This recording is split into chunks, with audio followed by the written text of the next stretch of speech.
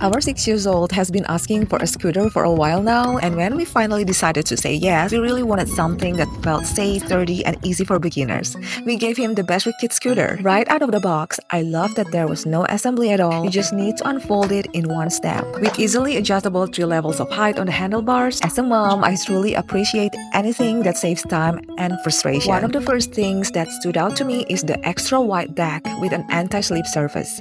I think it's perfect for Pierre since this is his first scooter. The wide deck and 3 wheels design gave him solid place to stand and really helps with balance. And since it can support up to 110 pounds, it doesn't feel flimsy or wobbly at all. And this scooter felt easy for Pierre to use since it uses lean-to-steer technology, where instead of turning the handlebar sharply, he lean into the direction he wanna go.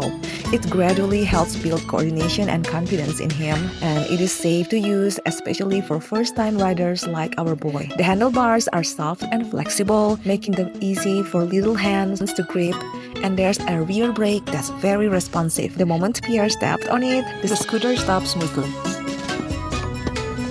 Now let's talk about the fun part, the LED wheels.